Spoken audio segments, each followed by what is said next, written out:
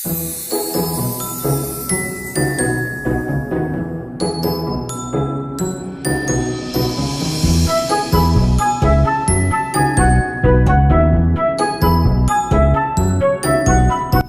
Mams, masih dalam rangka menyambut Hari Down Syndrome Sedunia yang bertepatan pada 21 Maret.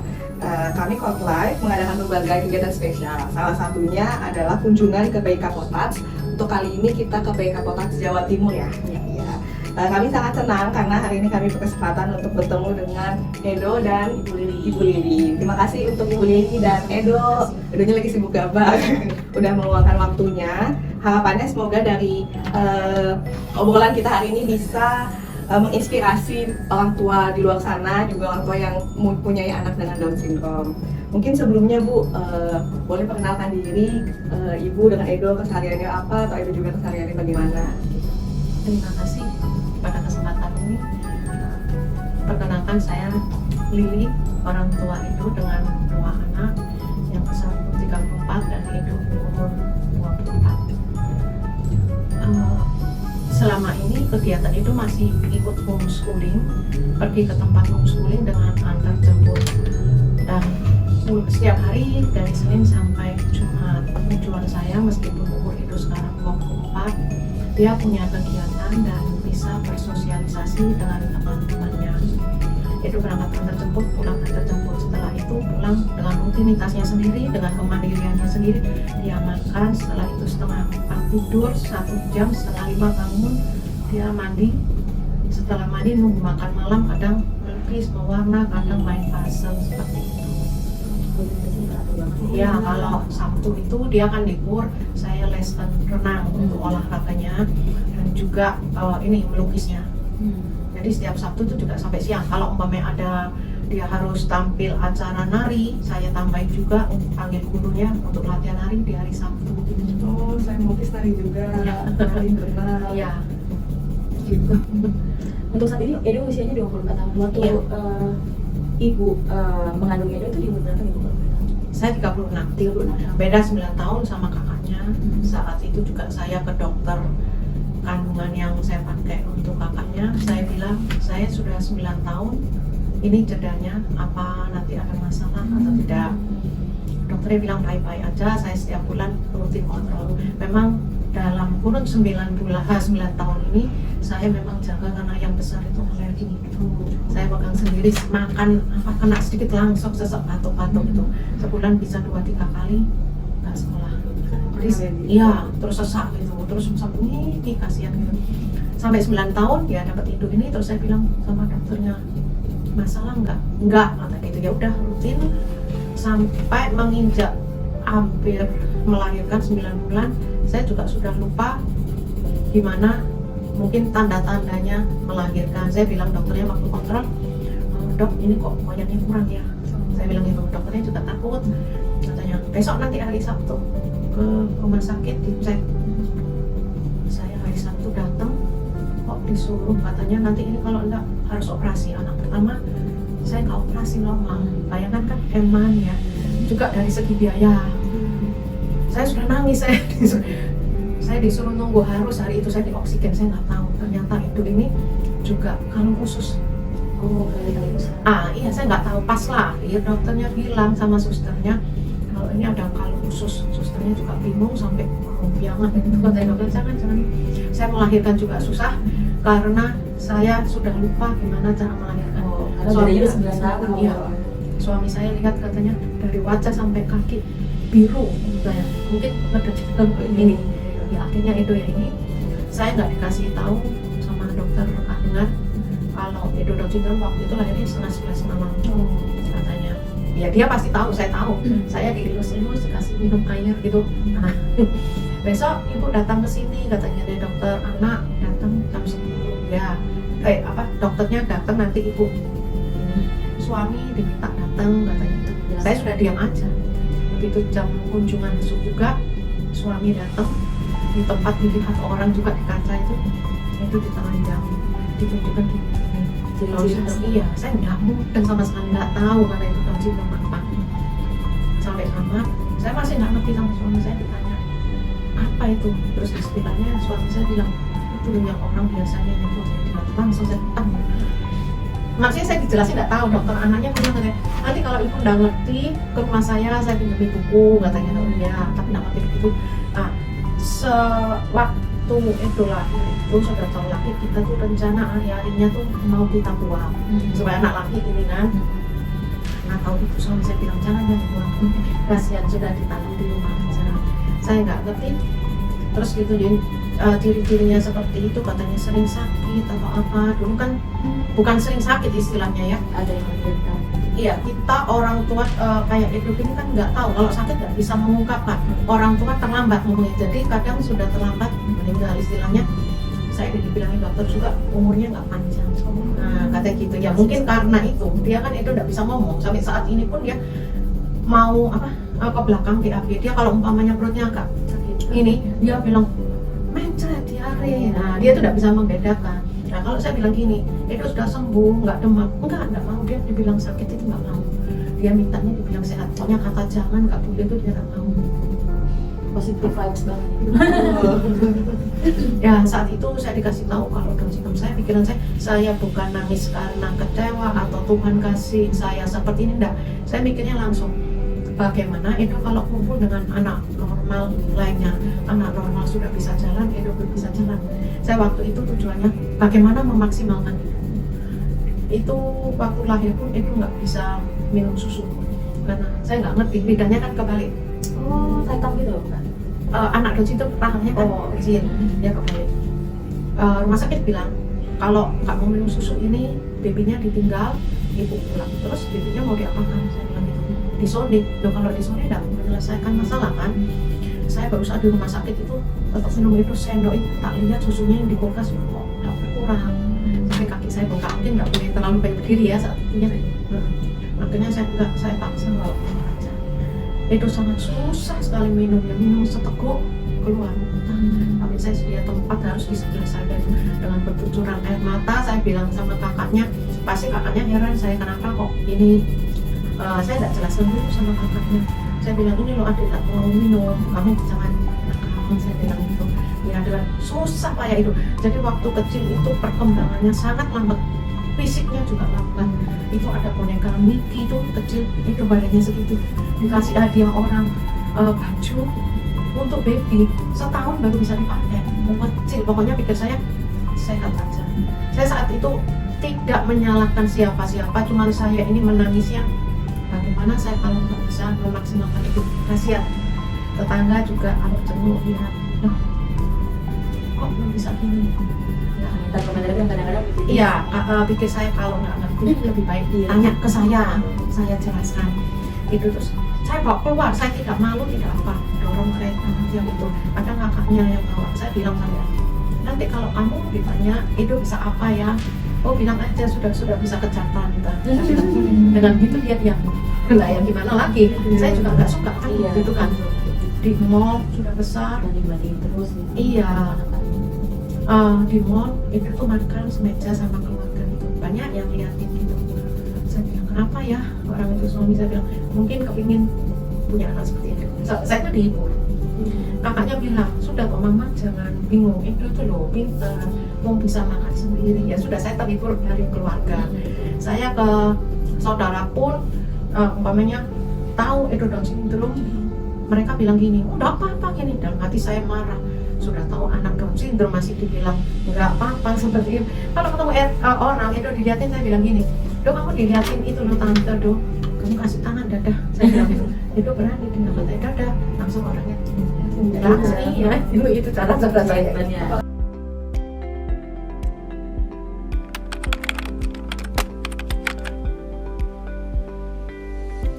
Jadi Down syndrome itu memang kelainan yang cukup banyak ya sebenarnya ya. Memang bukan yang paling banyak ya, tapi di 5 besar itu Down syndrome kelainan yang cukup banyak didapatkan. Untuk mendeteksinya memang tidak mudah, ya, untuk mendeteksinya tidak mudah, tapi pada prinsipnya kelainan itu termasuk yang bisa kita deteksi, walaupun tidak semua varian yang bisa dideteksi ya. Kalau kita tahu Down syndrome itu bentuknya bermacam-macam, nggak semuanya bisa kita deteksi, tapi dengan teknologi yang sekarang semakin mudah kita mendeteksi apakah janin yang dikandung ini kemungkinan menderita Down syndrome atau tidak.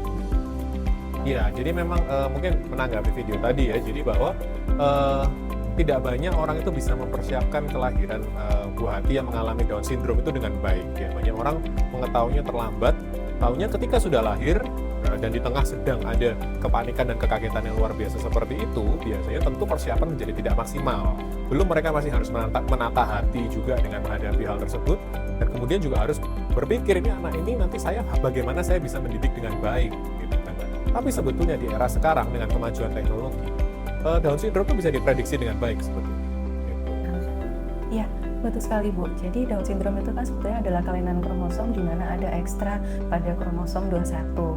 Itu nanti kalau misalnya kita bisa mengetahui sejak kehamilan, itu akan membantu orang tua untuk mengantisipasi proses kehamilan, persalinan, dan rencana untuk membesarkan anaknya. Nah kalau misalnya ibu kan sudah memiliki support system dari keluarga, dari lingkungan juga. Nah kapan ibu ketemu dengan komunitas potats ini? Komunitas potats itu lewat WA group. Jadi saya selalu ikuti, ada acara apa saya selalu ikutan. Dari potats juga itu yang bukan ini ya, dia punya darah seni, saya bilang enggak, karena keluarga enggak ada yang suka ngelukis, enggak suka nari. Dari acara potats yang diadakan potats itu tanya siapa yang mau tampil nari. Kita dari grup potats membentuk, ayo kita nari. Kita dengan biaya sendiri waktu itu nari. Akhirnya kalau ada acara potats tampil 9 orang, tari remo, tari jaranan, seperti itu dia. Di umur berapa tuh Bu waktu join Potats ya? Kurang lebih mungkin umur 10 ya. kecil juga ya? Iya. Terus setiap tahun kan ada, kalau hari Down syndrome dunia kan pasti ini kan. Iya. Ada acara juga ya selalu. Banyak, Edo temannya banyak ya di potats ya? Banyak. Dia kenal tadi tuh, kenal langsung, dia peluk teman-temannya gitu. Dan dia tahu loh kalau di gereja tuh pas ada kayak orang Down syndrome atau apa, saya kan cuma lihat, oh ini mama jangan bilang itu potats.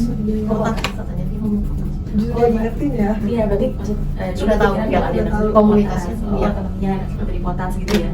Dan dia kalau temennya rewel atau apa di pagi meluk, ayo sayang teman-teman Down syndrome itu sayang semua saling ini. Sudah kayak sama ya gitu. Supportnya juga banyak ya dari potats ini. Sangat banyak juga. Banyak kegiatan juga. Jadi Iya. selain untuk anaknya, untuk orang tuanya juga kan Iya. banyak memberi tips gitu kan, bagaimana harus kita memberikan support ke anak, bagaimana untuk membesarkan anak, apa stimulasinya seperti itu ya. Iya, kan dari itu perbincangan di grup itu kan ada yang sakit apa harus kemana nanti gitu penanganannya. Pengalaman. Iya, kita tuh sharing jadi bisa ini semua. Kalau dulu join potatsnya pas Edo umur 10 Bu. Itu sebelumnya bagaimana Bu? Itu kan dulu kalau nggak salah saya juga nggak ngerti internet atau apa. Dulu kalau nggak salah saya ini loh kenal Stefani Handoya yang Jakarta. Nah, saya waktu itu cuman bisanya ini SMS terus telepon ke mamanya gitu, kepingin ikut komunitas, akhirnya di Surabaya ada. Sekarang kan banyak komunitas Jakarta juga banyak, saya ikut semua itu. Sampai di Surabaya itu ada komunitas autis ya, Forkesi, Forum Komunikasi Anak Spesial Indonesia. Saya ikut juga. Terus pengalaman ya Bu ya. Iya, kita bisa berbagi kalau mau ada tampil atau apa. Dan untuk yang bagi support juga itulah ya. Betul, Kita edukasi sih lebih tepatnya untuk orang-orang yang baru mengalami gitu kan, Iya, harus ya, apa betul. gitu Ya, ya, terus harus yang tenang. sudah ngerti itu kita berbagi gini-gini ya ke dokter gini gitu. Jadi untuk saat ini memang kesibukannya di potats juga, terus homeschooling, terus sekarang senang banget untuk menggambar gitu ya, banyak banget kayaknya. Iya, acara narik sebenarnya Edo ini nggak mau kalau acara di luar itu, umpamanya ada acara sekarang saya berhenti kan nggak gabung lagi sama teman-teman nari itu karena latihannya jauh, perjalanannya jauh, nanti cuma 1 jam itu tuh selalu marah kalau diajak keluar. Sejak COVID itu loh. Iya. Jadi saya stop, tapi kalau ada undangan acara gereja atau apa yang dia sendiri, kalau sama teman-temannya pasti dia riasnya juga lama, 8 orang kan, dia paling nggak mau. Terus di rias itu matanya sering berair. Nah, kalau dia mau batuk kan nggak bisa tutup, dia kan berisi. Tempo hari ada ini yang tentang pisan uskup di ini, dia disuruh tampil. Habis tampil dia turun, nanti untuk closing itu dia harus tampil lari lagi kebiar-kebiar terakhir itu. Dia marah di samping panggung, tidak mau ganti baju. Saya sudah Sebelum dia betah ya. Iya, soalnya nggak bisa bersin apa, nggak bisa pegang ini. Akhirnya saya bilang, ya dong ganti, nanti pakai topi ini aja, naik lagi. Mau. Iya, yang bikin dia nggak nyaman ya, dia langsung bisa. Pokoknya itu nggak bisa keras. Kalau dia mau nggak mau, saya bilang saya tambah keras, saya tambah marah. Saya sudah coba dari yang paling sabar sampai paling keras.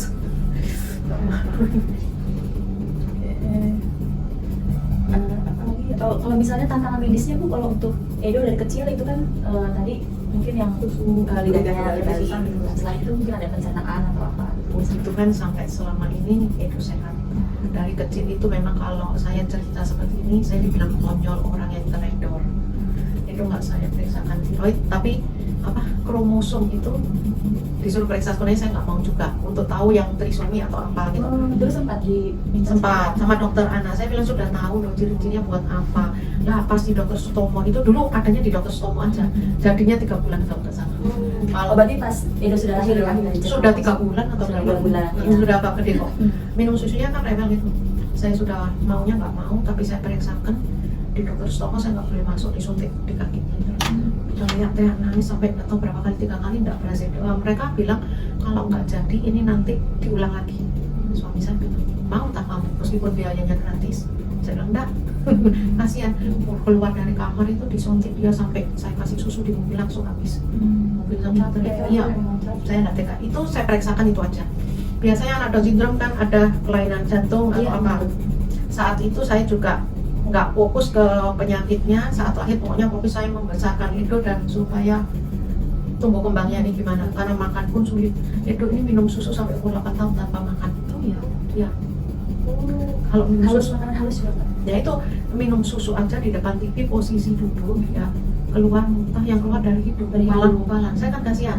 Kata dokter ya memang kalau dikasih susu ya nggak apa-apa Bu, tapi lebih baik saya lihat susunya dia bisa. Saya sendok, saya sekolah bawa sendok sampai teman saya bilang katanya kamu sendoknya kok pakai sendok besar. Loh, pokoknya dia masuk bisa. Dia kan nggak bisa ngedot atau ini sampai umur 8 tapi bagus. Ini Edo juga yang bikin. Ini contoh gurunya. Oh, contoh gurunya. Saya nggak kasih makan, tapi saya tiap 3 jam sekali saya harus 350 cc. Harus masuk. Sehari 7 kali minum susu. Jadi kalau beli susu ya banyak sudah. Tapi untungnya sehat. Saya nggak periksa jantung. Susu. Ya, saya ke dokternya tuh juga ke dokter ikut kakaknya, dokter umum biasa. Cuman dokter umum itu mengambil spesialis bedah jantung sama pembuluh darah. Saya waktu itu tanya, Dok, Edo ini Down syndrome pasti dokter tahu jantungnya gimana, coba dicek, bisa tolong dicek nggak gimana. Terus dia cek, secara kasat mata tidak apa-apa, tapi kalau ibu mau ini ya harus detail periksanya, periksakan ini. Ya saya nggak ada masalah, buat apa saya periksakan. Tiroid juga gitu kan, biasanya masalah, saya nggak periksakan.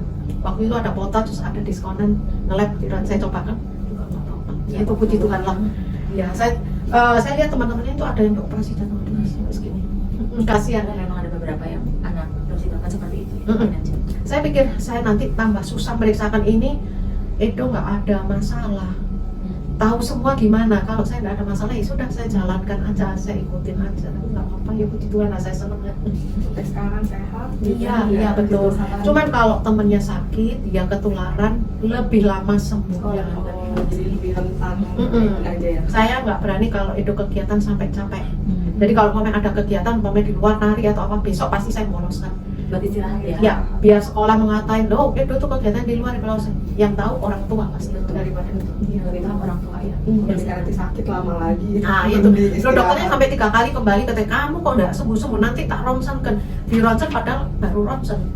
Ini kok nggak sembuh-sembuh katanya. Jadi saya kalau ada teman sakit bilang antar jemput sama gurunya.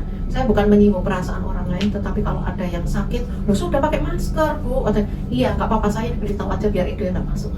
Dan lebih aman gitu kan? Iya, betul. Daripada anaknya ya.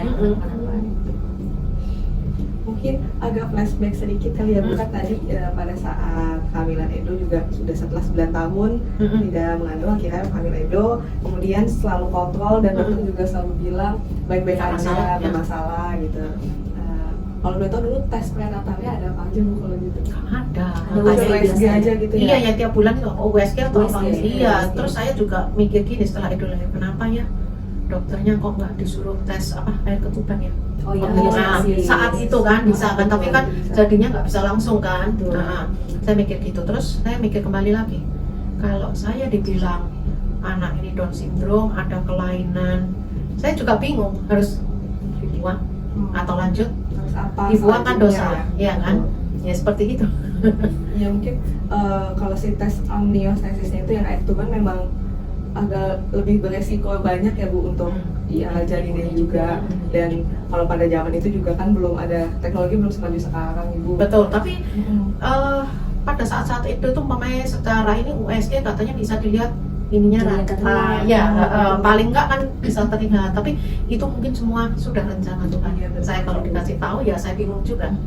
Saya sampai sekarang juga mikir ya udah, memang ini rencana Tuhan yang didapat saya. Kalau saya dikasih tahu sudah bingung, stres kan pasti gitu. Mau dibuang atau apa, banyak kok. Sekarang yang umpamanya ini ngepelek aja disuruh buang. Teman saya terjadi di satu dokter ya, kandungan ini tidak baik. Dia tanya saya, sudah pernah lihat yang apa dikuburkan itu? Enggak mati-mati kan. Dia nggak mau, saya bilang ambil ke dokter lain. Dokter lain Mencari opsi Mm-mm. lain. ke dokter lain bilang nggak apa-apa. Lu anaknya lu sehat sekarang. Iya. Nah kalau dibuang kasihan. Sayang. Saya kan anaknya nggak ada kelainan apa-apa. Iya, kadang dokter juga suka mungkin takut akan resiko sama ibunya. Betul, ya. Terus teman saya juga dia tahu itu seperti ini, dia dibilangin dokter katanya anaknya ada nih, langsung dibuang. Nah itu loh. Dokter juga ngomong ini mungkin ada masalah atau apa. Dia takut seperti itu. Nah itu loh. Iya, Serba sulit juga ya. Ya, betul, semakin teknologinya maju juga pun kan sekarang tes prenatal ada tuh Bu yang non-invasif prenatal testing yang cuma ngambil darah ibu ya untuk tahu kelainan kromosom, tapi memang Lalu ada di di 9 tahun terakhir, dan Iya. tujuannya memang bukan untuk dibuang sih Bu, maksudnya tujuannya supaya untuk nanti menakuti juga sih sebenarnya. supaya orang tua lebih siap. Kan beda ya Bu, maksudnya dulu ibu pas pertama kali tahu, pas baru lahir ya semua kaget gitu pasti. Sedangkan kalau mungkin harapannya kalau bisa stres. betul, harapannya kalau sudah tahu dari awal kehamilan bisa prepare harus kemana, harus prepare apa dari mental, finansial gitu. Iya. Simulasi apa yang bagus untuk Betul, anaknya. atau enggak harus jadi bisa cari juga komunitas. Iya, Ya, betul. sekarang udah banyak ya komunitasnya. Banyak, kalau dulu kan nggak ada, Iya, sulit, kita betul. kurang pengetahuan ya.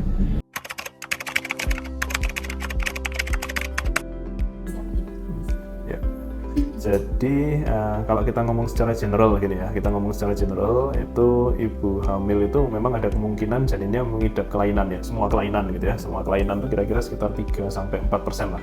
Jadi dari 3-4% ibu hamil itu mengalami kelainan kongenital. Nah, cara mendeteksinya bagaimana? Cara mendeteksinya memang kalau kita fokusnya ingin melihat yang organ lengkap secara keseluruhan itu, rekomendasinya memang kita melakukan pemeriksaan di trimester 2 ya. Jadi kita melakukan USG, screening, kita lihat satu demi satu sistem organnya dari atas sampai bawah di usia hamil sekitar 18 sampai 24 minggu lah ya. Namun ada kelainan-kelainan yang khas, yang khusus gitu ya, sebagai contohnya kayak kelainan genetik kromosom gitu ya, yang paling sering kita dengar kayak Down syndrome, itu justru lebih tepat deteksinya kalau kita evaluasi di trimester 1 ya. Yang paling simpel dengan ultrasound ya, dengan ultrasound di usia hamil sekitar 11 sampai 14 minggu itu kita bisa melihat beberapa tanda risiko Down syndrome, contohnya lihat cairan di belakang leher, lihat tulang hidung dan lain sebagainya. Itu detection rate-nya mungkin sekitar 80% lah, 70 sampai 80%. Nah, dengan adanya kemajuan teknologi yang terbaru sekarang ada alternatif lainnya seperti pemeriksaan NIPT ya. Jadi dengan kita melakukan pemeriksaan NIPT, kita mengambil darah ibunya untuk melihat genetik janinnya yang ada di darah ibunya. Nah itu karena memang melihat gennya langsung ya, memang ketepatan detection rate-nya bisa sampai 99%. Jadi alternatif pemeriksaan itu macam-macam, tinggal orang tua memutuskan kira-kira saya mau tes yang mana nih, mana yang paling tepat untuk saya. Jadi kalau prenatal screening itu sebetulnya pasti melibatkan beberapa aspek ya. Aspek pertama jelas dari riwayat keluarga. Riwayat keluarga seperti ibu yang berusia di atas usia aman, misalnya 35 tahun ke atas, suaminya yang juga berusia di atas 40 tahun, itu semua sebetulnya adalah istilahnya red flag ya, yang memberikan kita peringatan bahwa oh ini adalah orang-orang yang berisiko tinggi.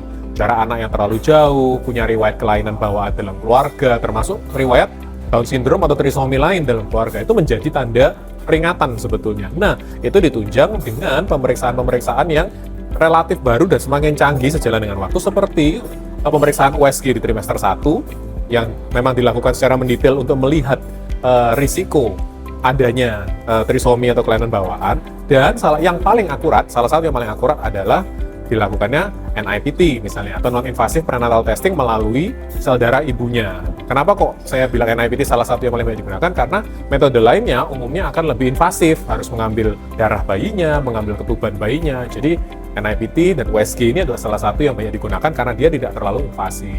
Jadi prenatal testing ini untuk screening pada trimester 1 itu ada beberapa macam, yaitu yang invasif sama yang non-invasif. Kalau yang non-invasif itu contohnya adalah seperti dengan pemeriksaan USG. Kemudian kalau dari pemeriksaan USG kita curigai ada kelainan, maka kita bisa lanjutkan dengan pemeriksaan yang invasif. Contohnya pada zaman dahulu kita lakukan amniocentesis, chordocentesis, atau chorionic villus sampling. Namun sekarang ada tambahan pemeriksaan yang non-invasif tapi juga sangat berguna untuk mendeteksi kelainan-kelainan kromosom seperti salah satunya adalah Down syndrome, yaitu dengan pemeriksaan NIPT. Ada yang bilang ini butuh biaya banyak, sebenarnya enggak.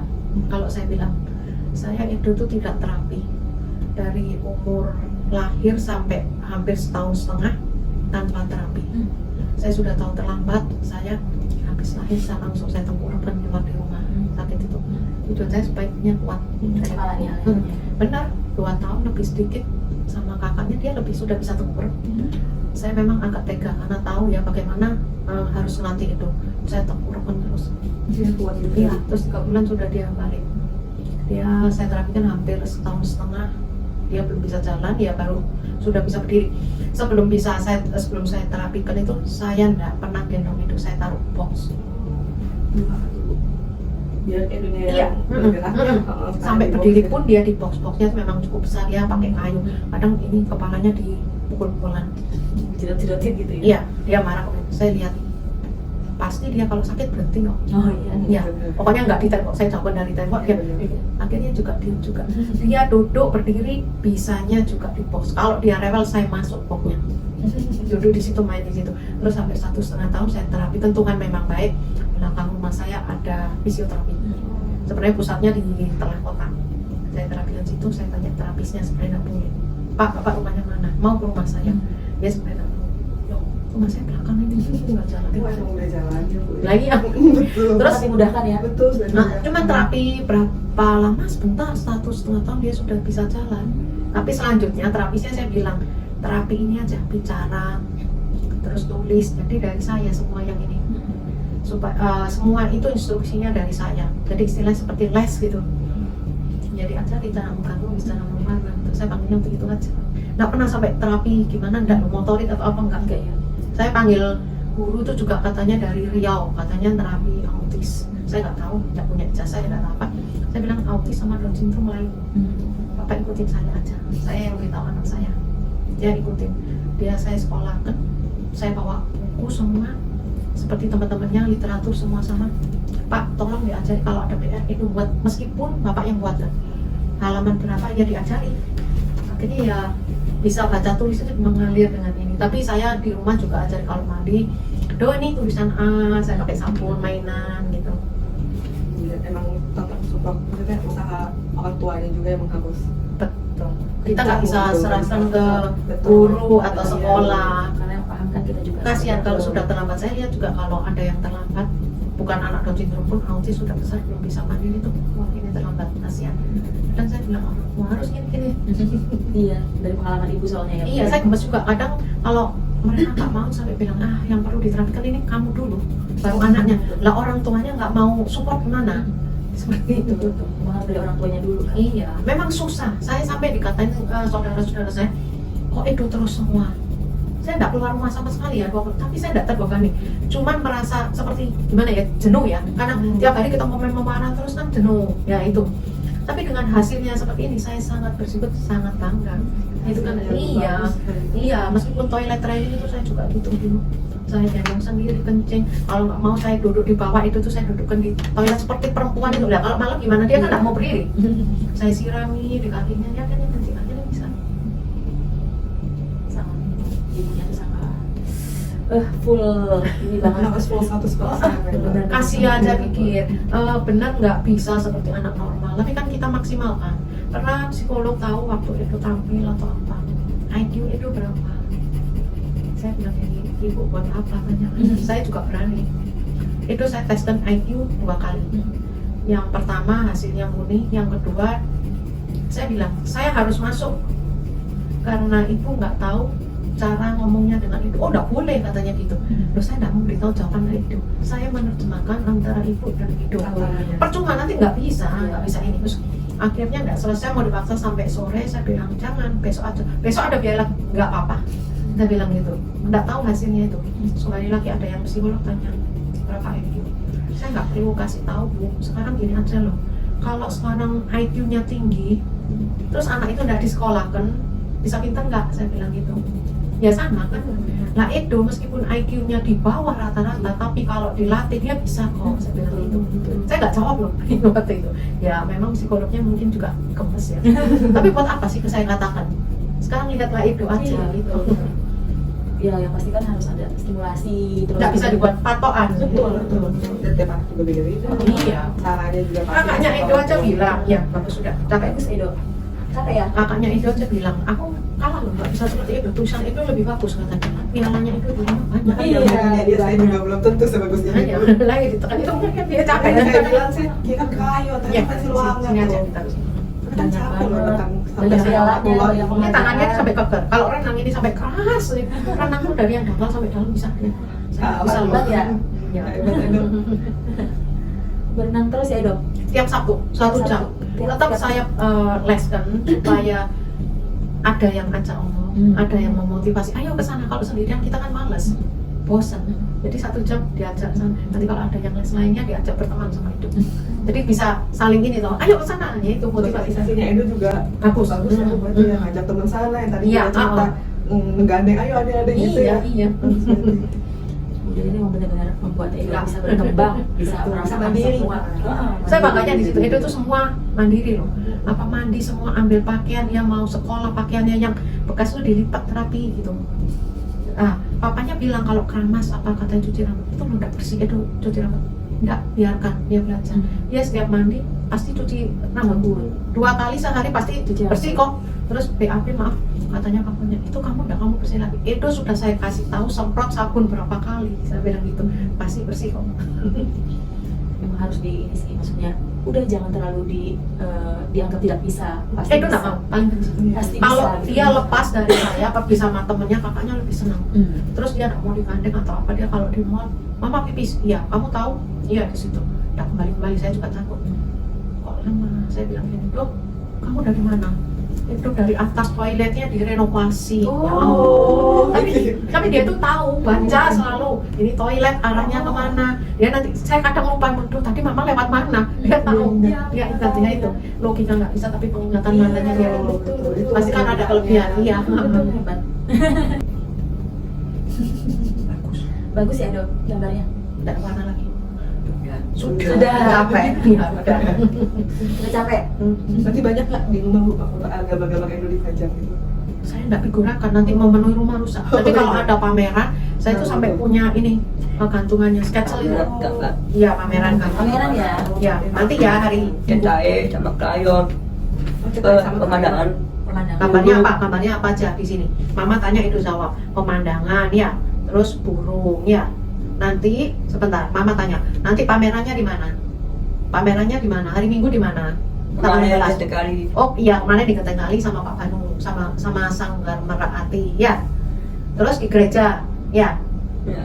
Iya. Ini pejuana, Pejuana. krayon. Iya, di krayon kurang bagus ya, kurang bagus ini nak. Ya, Bagus yang mana? Krayon, cetai, Cat air belum. Cat air belum. pemandangan, Gambar rumput pemandangan. bulu, Ada rumput, pemandangan, daraya, jalan raya, kopi, macet, Oh, macet. aku suka yang gambar macet, banyak-banyak mobil. kagak gunung, Ada itu ya. Terus kalau menang dapat hadiah ya dong. Ya, senang. dapat Dapat hadiah, Dapat hadiah. baju, Itu mahal. piala. Oh iya, pialanya banyak ya. Yang main piano itu ya. Ya. Main piano juga Edo. Iya. Tapi Hebat banget ya. kalau ada acara, Edo nggak boleh marah. Ya, marah nggak? Ya. Oke, besok tante ini Edo disuruh datang lagi sama Korklef mau wawancara. Besok kesini lagi mau? Ya. Nggak mau, itu katanya udah marah. Capek Edo ya? Capek ya? Besok ada kegiatan. Bagus ya Edo gambarnya. Nggak warna lagi. Sudah. Capek. Iya, udah. Udah capek. Berarti banyak nggak di rumah Bu, gambar-gambar Edo dipajang gitu? saya nggak figurakan, nanti memenuhi rumah rusak. Jadi kalau ada pameran, saya tuh sampai punya ini gantungannya sketsel itu. Gambar Iya, pameran Pameran ya. Ya, nanti ya hari cetai sama krayon pemandangan Pemandangan. gambarnya apa aja di sini. Mama tanya itu Zawa, pemandangan ya, terus burung ya. Nanti sebentar, Mama tanya, nanti pamerannya di mana? Pamerannya di mana? Hari Minggu di mana? Tanggal kemarin 15. sekali Oh iya, kemarin di Ketengali sama Pak Banu, sama Sanggar Merpati ya. Terus di gereja ya. ya. Iya. Ini pejuana krayon Iya, di krayon kurang bagus ya, kurang bagus ini nak. Ya, Bagus yang mana? krayon cetai kita tahu belum. sama pemandangan Pemandangan. rumput bulu Ada rumput, pemandangan jalan jalan raya, kopi macet Oh, macet. aku suka yang gambar macet, banyak-banyak mobil. gambar gunung Ada itu ya. Terus kalau menang dapat hadiah ya dong. Ya, senang. dapat Dapat hadiah Dapat hadiah. baju Ya, itu mahal. piala Iya, pialanya banyak ya, yang main piano itu ya. Ya, Main piano juga Edo. Iya, tapi Keren banget ya. kalau ada acara Edo nggak boleh marah. Ya, marah nggak? Besok tante ini Edo disuruh datang lagi sama Kortlab mau wawancara. Besok kesini lagi mau? ya Udah mau, itu katanya udah marah. Sampai Edo ya. Capek ya? Besok ada kegiatan lain ya. Nggak mau dia. Nggak mau juga. Makanya saya kode dia ngomong katanya udah marah. Saya coba besok mau lagi. Nggak mau. Iya, nggak boleh nanti aja nak. Ini suka foto-foto. Sering baca di asanya, Oh. baca kelewatan. Suka ini apa namanya? Ketik-ketik juga. Oh, dia kalau sama saya apa bilang mama jemput, mama sudah buka pintu katanya gitu. Bisa dia. Itu Buka IG, buka itu semua bisa dia. senyum aja nih Edo nih. Edo ganteng ya. Oke, terima kasih Lili dan Edo udah sharing cerita-cerita untuk ke moms di luar sana. Cuma ingin pesan buat berarti moms di luar sana, persiapan sejak dini memang sangat penting. Ada pemeriksaan USG prenatal dan bahkan ada pemeriksaan non-invasif prenatal testing yang bisa mempersiapkan moms dan dads di luar sana mengenai kondisi anak, sehingga bisa persiapan untuk edukasinya, finansialnya, atau persiapan mentalnya juga, sehingga harapannya anak bisa tumbuh menjadi lebih baik, bisa tetap bertumbuh dengan baik, bisa berkembang seperti Edo sekarang juga bisa punya banyak talentanya. Jika Mas ingin tahu lebih banyak tentang dukungan untuk anak dengan Down syndrome, jangan ragu untuk menghubungi Potats. Potats sudah ada di Potats Jawa Timur. Dan bagi calon orang tua di luar sana yang ingin mempersiapkan kehamilan sejak dini, mempersiapkan perlindungan untuk kehamilannya, yuk pelajari lebih lanjut dengan NIPT Hotline. Terima kasih.